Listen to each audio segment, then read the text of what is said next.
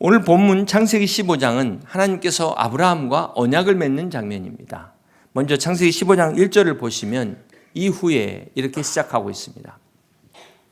이것은 앞에 14장의 내용이죠. 아브라함이 그 조카 롯이 그돌라오멜이라는 가나안 북쪽의 왕들의 연합군에게 포로로 잡혀가게 됩니다.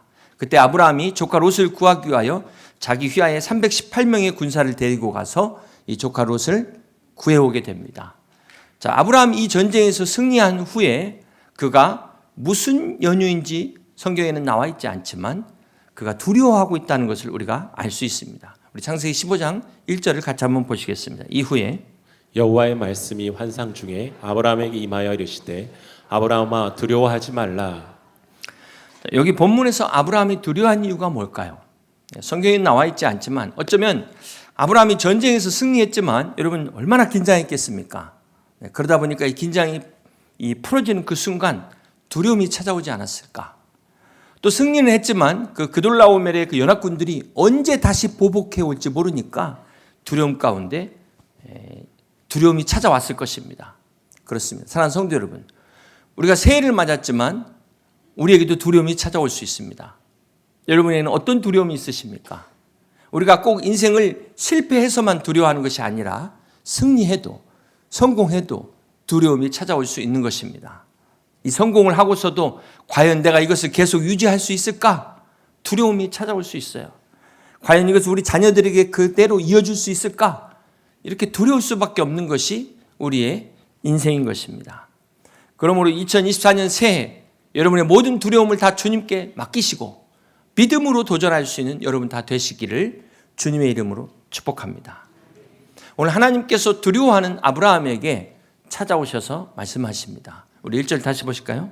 이후에 여호와의 말씀이 환상 중에 아브라함에게 임하여 이르시되 아브라함아 두려워하지 말라. 나는 내 방패요 너의 지극히 큰 상급이니라. 그렇습니다. 사랑하는 성도 여러분, 오늘 여러분의 방패는 무엇입니까? 세상에서는 돈이 방패입니다. 권력이 방패입니다. 또 학력이 방패일 수도 있고요. 여러분의 인맥이 방패일 수도 있습니다. 자, 그렇지만 여러분 기억하셔야 될 게 여러분 그 방패는 언젠가 구멍 날 수가 있습니다. 네. 지금은 방패인 것 같지만 언젠가는 그 방패가 전혀 힘을 못 쓰는 무용지물이 될 때가 온다는 것입니다. 그렇습니다. 그렇기 때문에 우리 믿음의 사람들에게 있어서는 하나님만이 우리의 유일한 방패인 것을 믿으시길 바랍니다. 올 한 해 우리의 부족함과 연약함을 하나님께서 친히 방패가 되어주시겠다고 말씀하고 있는 것입니다. 여러분, 이 독수리와 참새가 이 하늘을 나는 방식이 달라요. 참새는 오로지 이 날개의 힘으로, 이 날개로 계속 저어야만 날을 수가 있죠. 이거 중단하는 순간 떨어져 버립니다. 반면에 독수리는 바람의 기류를 탑니다. 물론 처음에 날 때는 이제 날개의 힘을 이용하지만 어느 정도 하늘에 올라가면 날개를 쫙 펴고 기류에 몸을 맡겨요. 이게 독수리가 나는 방법입니다.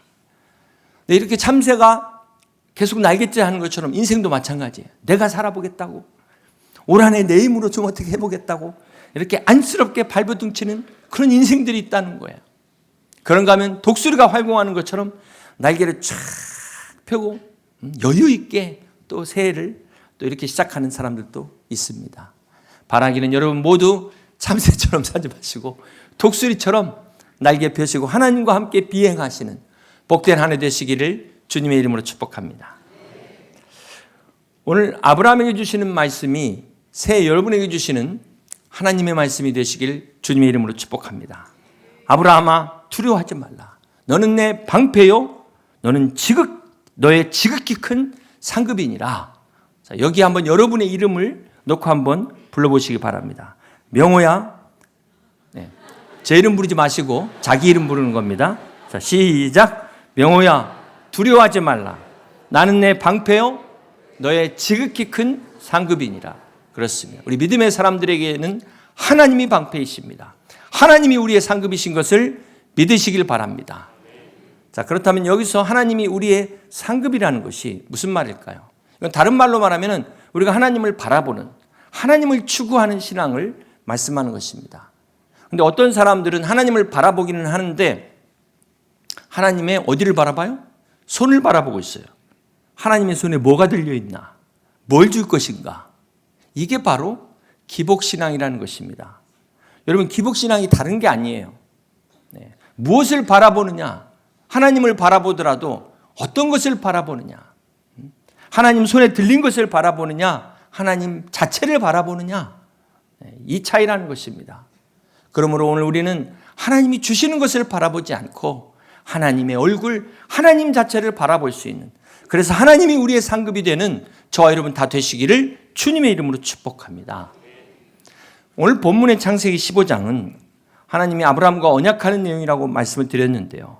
우리 4절과 5절을 계속해서 같이 보십니다. 여호와의 말씀이 그에게 임하여 이르시되 그 사람이 내 상속자가 아니라 내 몸에서 날 자가 내 상속자가 되리라 하시고 그를 이끌고 밖으로 나가 이르시되 하늘을 우러러 무뼈를 셀 수 있나 보라. 또 그에게 이르시되 내 자손이 이와 같으리라. 아브라함에게 아직까지 자식이 하나도 없는데요. 네, 자식이 없는데 지금 자신의 종 엘리에셀을 후사로 상속자로 세우려고 하니까 하나님이 지금 이렇게 말씀하신 것입니다. 그래서 아브라함을 밖으로 데리고 나가서 그 밤하늘의 별을 보여주시면서 하나님이 시청각 교육을 하시는 거예요. 우리가 교회에서 이렇게 동영상 사용하는 것들이 성경적이라는 것, 여기에서 나온다는 것 보시기 바랍니다. 여러분, 서울의 밤하늘은 별 볼 일이 없어요. 근데 시골만 가도 참 별이 얼마나 많은지 모릅니다. 아마 이 당시에 별이 쏟아지는 그런 밤하늘이었을 것이에요. 이때 아브라함이 부른 노래가 뭔지 아십니까? 저 별은 나의 별, 저 별은 너의 별. 우리 정흑은 집사님 같으면 엘루체 반네 스텔레 이걸 부르실 텐데, 여러분 한번 생각해 보세요. 아들 하나 없는 이 아브라함에게 하늘을 우러러 무뼈를 셀 수 있나 봐라. 이 얼마나 이 허황되게 들립니까? 얼마나 어처구니 없이 들립니까? 그런데 아브라함이 이거를 믿었다는 거예요. 6절 보실까요? 아브라함이 여호와를 믿으니, 이게 히브리어로 아만. 아브라함이 하나님의 말씀을 아멘으로 믿었다는 것입니다. 이거 말도 안 되네? 이게 아니라 그런 말씀에도 불구하고 아멘. 네. 이것을 하나님이 어떻게 인정하셨어요? 의롭다고 인정하셨다는 거예요. 네. 그러므로 우리가 하나님 말씀에 아멘으로 응답할 수 있는 여러분 다 되시기를 주님의 이름으로 축복합니다. 그렇습니다. 하나님은 우리의 의가 행위가 아니요 우리의 믿음을 의로 여기시는 하나님이신 것을 믿으시길 바랍니다. 하나님께서 아브라함의 믿음을 의로 여기신 것처럼 새해 여러분의 믿음을 의로 여기셔서 약속하신 모든 것들이 다 이루어지는 복된 한 해 되시기를 주님의 이름으로 축복합니다. 하나님께서 아브라함의 믿음을 의로 여기시고 이어서 7절에 어떤 약속을 하십니까? 아브라함에게 땅을 주시겠다라고 약속하십니다. 자, 이때 아브라함이 어떻게 반응하냐면요. 8절을 보시겠습니다. 그가 이르되 주 여호와여, 내가 이 땅을 소유로 받은 것을 무엇으로 알리이까? 아브라함이 하나님의 약속을 듣고 증거를 요구합니다. 그런데 하나님께서는 이 아브라함에게 믿음 없다고 책망하지 않으시고 뭐라고 말씀하시죠? 계속해서 9절 봅니다. 여호와께서 그에게 이르시되 나를 위하여 3년 된 암소와 3년 된 암염소와 3년 된 순양과 3비둘기와 집비둘기 새끼를 가져올지니라. 하나님께서 아브라함에게 증거를 주세요. 바로 하나님과 언약을 맺는 언약식을 준비해라. 이때 고대 근동의 이 계약을 보면은 지금처럼 우리 문서로 계약할 수가 없는 시대 아닙니까? 그래서 서로 쌍방간에 언약식을 하는데요. 자, 이때 짐승을 가지고 와서 칼로 반을 쪼갭니다. 그 쪼갠 걸 벌려놓고 두 사람이 가운데로 지나가요. 이것이 어떤 의미가 있을까요? 자, 이 약속을 누구든 지키지 않으면 이 짐승처럼 쪼개어진다. 죽는다는 것이죠. 약속을 위반하면 죽음이다. 이것을 의미하는 거예요. 자, 그런데 이때 어떤 일이 일어납니까? 우리 11절 봅니다. 솔개가 그 사체 위에 내릴 때에는 아브라함이 쫓았더라. 자, 이 짐승을 반으로 딱 쪼개 놓으니까 솔개가 피냄새를 맡고 하늘을 빙빙 돌다가 달려드는 거예요. 그러니까 아브라함이 이걸 쫓아낼 수밖에 없죠. 여러분, 이처럼 우리의 예배를 방해하는 솔개가 있다는 겁니다. 주일만 되면은 뭔 일이 그렇게 생기는지 놀 일이 자꾸 생겨요. 산으로 갈자, 낚시로, 골프로, 이게 다 솔개라는 겁니다. 그걸 다 이기고 오셨어요. 오셨는데도 온갖 걱정, 근심, 염려 다 뒤집어 쓰고 계셔서, 네. 지금 딴 생각하고 계세요. 이 솔개를 쫓아내지 않으면 예배에 집중할 수가 없다는 겁니다. 아브라함이 솔개를 쫓아내듯 여러분 다 쫓아내셔야만 예배를 승리할 수 있는 거예요. 은혜를 가로막는 것들 쫓아내셔야 됩니다. 지금 말씀을 가로막는 것들을 다 쫓아내셔야 되는 겁니다. 또 어떤 방해가 있습니까? 12절에 보니까 해질 때 아브라함에게 깊은 잠, 큰 흑암과 두려움이 그에게 임하였더니 아브라함이 제물을 다 준비하고 예배를 드리는데 응답이 안 오니까 아브라함도 잠들었다는 거예요. 그래서 예배 중에 잠드시면 안 되는 겁니다. 응답이 올 때까지 잠드시면 안 되는 거예요. 어둠과 두려움이 찾아온다는 거예요. 예배는 제물만 드리는 걸로 끝나지 않습니다. 예배에 제물을 드리고 그 다음에 하나님이 연락하셔야 온전한 예배가 되는 것입니다. 열왕기상 18장에 보면은 엘리야가 갈멜산에서 제물을 쌓고 그 다음에 어떻게 되죠? 불이 내려와서 응답받은 것처럼 하나님께서 응답하시는 예배가 돼야 된다는 것입니다. 그런데 오늘 우리 예배를 보면은 어떤 분들은 그냥 혼자 왔다 가시는 분 계세요. 또 예배 시간 딱 1시간인데 시간 넘었다고 보고 그냥 기다리지 못하고 가시는 분 계세요. 실컷 예배 드리고 응답 못 받고 가시면 얼마나 억울합니까? 얼마나. 네? 예배 안 드린 사람과 무슨 차이가 있겠습니까? 여러분 끝까지 응답받는 예배 되시기를 주님의 이름으로 축복합니다. 그렇다면 우리가 어떻게 응답을 받아야 될까요? 17절 말씀 보십니다. 해가 져서 어두울 때 연기 나는 하루가 보이며 타는 횃불이 쪼갠 고기 사이로 지나더라. 타는 횃불이 쪼갠 고기 사이로 지나더라. 하나님이 불로써 응답하신 것입니다. 자, 이렇게 불은 하나님의 임재의 상징입니다. 하나님께서 불로써 아브라함을 찾아오셔서 언약을 체결하신 것입니다. 근데 여기 자세히 보시면 하나님만 지나가셨어요. 아브라함은 지나가지 않았습니다. 여러분, 앞에서 계약의 방식을 설명해 드렸죠. 자, 계약은 어떻게 쌍방이 그 재물 사이로 둘이 다 지나가야 돼요.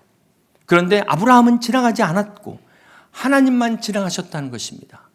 이것이 무엇을 의미할까요? 사실 아브라함은 이 약속을 지킬 능력이 없습니다. 그래서 하나님이 일방적으로 지금 약속하고 있는 그 광경이에요. 여러분 한번 생각해 보세요. 여러분 약속을 신뢰하십니까? 네. 여러분이 약속을 신뢰하지 못하는 경우는 어떤 경우입니까? 대부분 그 약속의 내용보다도 약속하는 그 사람의 문제예요.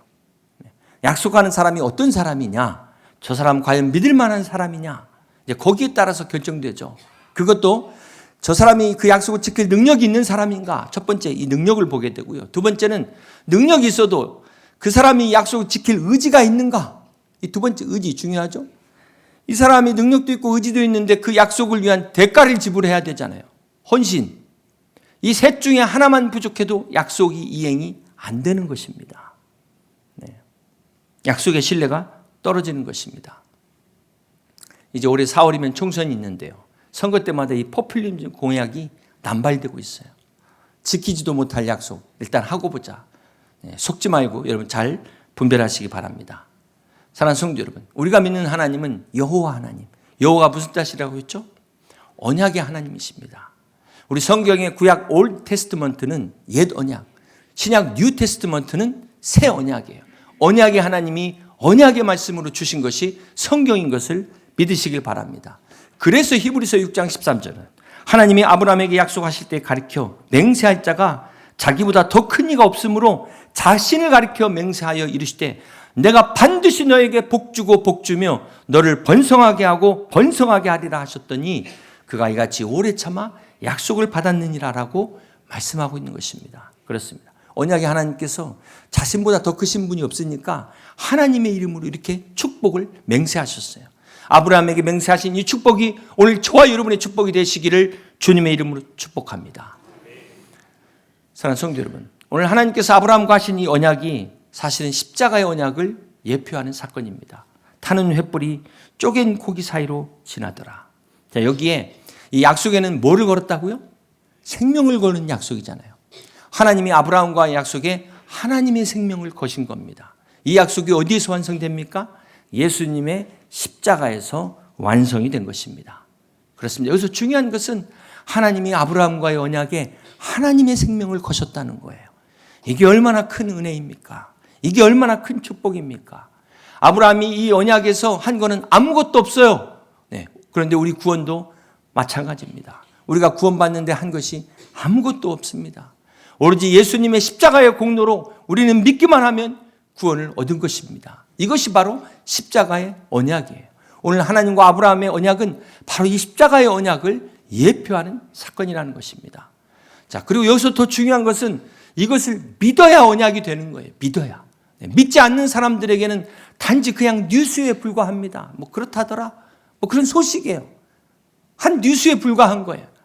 믿음이 없는 자들에게 이 약속은 정말 의미 없는 글자에, 문자에 지나지 않는다는 사실입니다. 그러나 이것을 믿음으로 받아들이는 자들에게는 하나님이 반드시 이루시는 언약이 됨을 믿으시기를 바랍니다. 이러한 은혜가 있으시기를 주님의 이름으로 축복합니다. 오늘 본문을 보시면 좀 이해가 안 되는 구절이 있으시죠? 하나님께서 아브라함과 언약을 맺는 축복의 말씀인데, 자, 그 중에 이해가 안 되는 구절이 나와요. 우리 13절 보실까요? 여호와께서 아브라함에게 이르시되 너는 반드시 알라 내 자손이 이방에서 객이 되어 그들을 섬기겠고 그들은 400년 동안 내 자손을 괴롭히리니 그들이 섬기는 나라를 내가 징벌할지며 그 후에 내 자손이 큰 재물을 이끌고 나오리라. 하나님께서 아브라함을 축복하시면서 언약하시는데 내 자손이 400년 동안 저기를 종으로 삼을 것이다가 아니라 종이 된다는 거예요. 여러분 이게 이해가 되십니까? 이게 지금 말이 됩니까? 이거 좀 하나님 말씀을 잘못하시는 거 아닌가요? 어떻게 이게 축복이 될 수 있습니까? 우리의 후손이 종살이 하는 게 어떻게 축복이 될 수 있어요? 어떻게 이런 일이 일어났을까요? 어찌 이런 일이? 근데 실제로 하나님의 이 약속이 어떻게 성취됩니까? 우리가 출애굽기를 보면은 아브라함의 가족이 이삭과 야곱에 이어지는데 그때 야곱의 가족이 총 몇 명입니까? 70명이죠. 이 70명이 요셉을 통하여 이제 애굽으로 들어가게 되죠. 애굽의 고센 땅에서 정착하게 돼요. 그래서 나올 때 몇 명이 됩니까? 200만이 넘는 숫자가 돼요. 그러니까 자, 이 당시 최대 강대국인 이집트가 이스라엘 민족을 인큐베이터가 역할을 한 거죠. 70명의 가족이 이집트에 들어가서 뻥 하나님께서 400년의 기간 동안 해서 200만을 만드신 겁니다. 이렇게 아브라함에게 약속하신 내 자손이 별과 같이 되리라는 약속이 이렇게 성취됩니다. 자, 그러면 두 번째 약속, 가나안 땅으로 인도하는 이 약속, 이건 어떻게 성취될까요? 네. 자, 문제는 이스라엘 백성들이 400년 동안을 애굽에서 정착했다는 거예요. 네. 눌러 앉은 겁니다. 약속의 땅으로 가야 되는데 그만 여기가 좋사오니 떠나기 싫게 돼버렸어요. 자기들이 이룬 것 때문에 열심히 성공해서 거기서 집도 짓고 그동안 모아놓고 쌓아놓은 것, 이게 너무 아까워서 이거 버리고 떠날 수가 없는 겁니다. 여러분 한번 생각해 보세요. 시골에서 상경해가지고 서울에 와가지고 열심히 노력해서 나름 성공했어요. 좋은 집도 장만했습니다. 그런데 어느 날 부모님이 부르더니만 청청병력 같은 소리를 하시는 거예요. 우리 조상 하나님이 예비하신 것은 여기 여의도가 아니야. 서울이 아니야. 그렇기 때문에 이 집 팔고 다 짐 싸서 고향으로 가자. 네. 여러분 이 말에 순종할 수 있는 사람 몇 명이나 될까요? 아니 여기 있으면 내년이면 집값 오를 텐데 이걸 두고 어디를 간단 말입니까?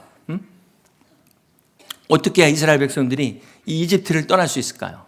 여러분이라면 어떻게 하시겠습니까? 생각해보면 간단해요. 이집트가 살기 싫어지면 되는 겁니다. 이게 우리 자녀들이 왜 사춘기가 있을까? 사춘기가 없으면 그 눈에 넣어도 안 아픈 자식들을 어떻게 시집 보내겠습니까? 그런 반항기가 있으니까 다 결혼할 때 보낼 수 있는 거예요. 다 그런 때가 필요한 거예요. 다 하나님의 섭리 가운데 있는 겁니다. 이집트가 살기 싫어야 미련 없이 뒤도 안 돌아보고 떠나게 되는 거예요. 그래서 하나님이 어떻게 하십니까? 요셉을 알지 못하는 이집트의 왕을 세워요.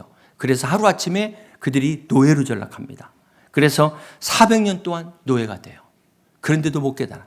마침내 모세를 통하여 출애굽하는 약속의 땅 가나안으로 가게 된 것입니다. 자, 이쯤 되면 우리가 깨달음이 와야 돼요. 사랑하는 성도 여러분, 왜 하나님께서 믿음의 사람들에게 고난을 주실까요? 왜 여러분의 건강에 문제가 생기고 사업에 문제가 생길까요? 왜냐하면 거기서 영원히 살 것처럼 착각하지 말라고.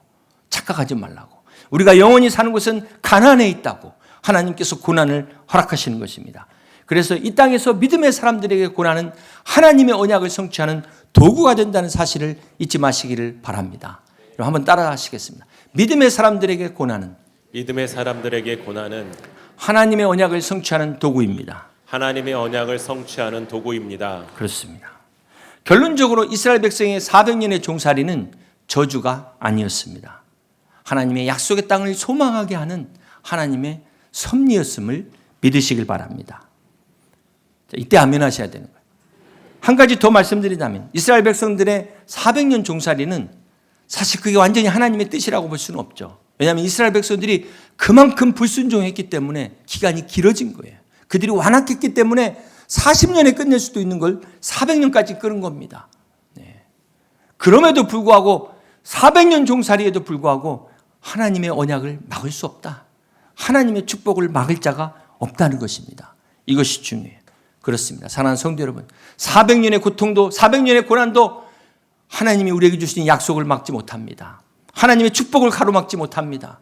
그러므로 2024년 어떤 고난도 우리를 막지 못합니다. 하나님의 약속의 축복 가운데 나아가는 여러분 다 되시기를 주님의 이름으로 간절히 축원합니다. 이제 말씀을 정리합니다. 사랑하는 성도 여러분, 여러분 새해 어떤 계획, 어떤 꿈을 가지고 계십니까? 어떤 꿈을 가지고 시작하고 계십니까? 꿈이라고 해서 다 좋은 꿈이 아니에요.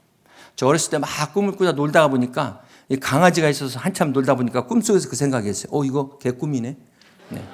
그랬던 기억이 난 것 같아요. 여러분, 하나님 없는 꿈은 야망입니다. 욕망입니다. 네. 여러분 그 꿈은 어디서부터 온 것입니까? 하나님께로부터 온 것입니까? 내 욕심에서 온 것, 세상에서 온 것입니까? 일제강점기 때 일본이 우리나라를 빼앗고 민족성까지 빼앗기 위해서 우리 한글도 못 쓰게 하고 창시도 개명하게 했습니다. 자, 일제는 무엇보다도 우리 민족의 꿈을 뺏기 위해서 어떻게 했습니까? 우리 민족 의식 속에 부정적인 이 자아상을 심어주려고 했어요. 그래서 어떤 말을 했습니까? 조선 사람은 이래서 안 돼. 조선 사람은 맞아야 말대로. 이게 다 일제가 심어준 부정적인 생각이에요. 이렇게 우리 미래의 꿈을 짓밟아 버렸습니다. 하지만 애국지사들은 꿈을 포기하지 않았어요. 조선은 반드시 독립한다. 저 일제는 반드시 망할 것이다. 바로 꿈을 꾼 사람들이 애국지사였습니다. 그렇습니다. 사랑하는 성도 여러분, 일제 침략자들이 꿈을 짓밟았듯이 오늘도 사단 마귀가 우리의 꿈을 짓밟고 있습니다. 네가 뭘 할 수 있어? 너같이 연약한 애가 무슨 감히. 그러나 우리 그리스도인들은 이 땅에 꿈을 꾸는 사람들인 것을 믿으시길 바랍니다. 우리는 하나님의 거룩한 꿈, 이 비전을 꾸는 사람들이 바로 저와 여러분이라는 사실을 잊지 마시기를 바랍니다. 그러므로 2024년 새해 이 말씀을 붙잡고 하나님의 꿈, 하나님의 비전을 이루는 우리 여의도 침례교회 모든 성도들이 다 되시기를 주님의 이름으로 간절히 축원합니다. 우리 하나님은 언약의 하나님이십니다. 그 하나님이 불로써 임재하셔서 우리의 모든 악한 것들을 다 지키시고 보호하실 뿐만 아니라 어둠과 추위 속에서도 빛을 밝히시고 따뜻하게 보호하시는 이 은혜가 올 한 해에도 여러분의 삶 가운데 함께 하시기를 주님의 이름으로 축복합니다. 아브라함에게 불로써 응답하신 하나님께서 새해 여러분의 기도 가운데 불로써 응답하셔서 부흥의 불길이 타오르는 우리 여의도 침례교회와 함께 여러분의 가정과 기업 위에 하나님의 부흥의 역사가 넘치시는 우리 모든 성도들 다 되시기를 주님의 이름으로 간절히 축원합니다.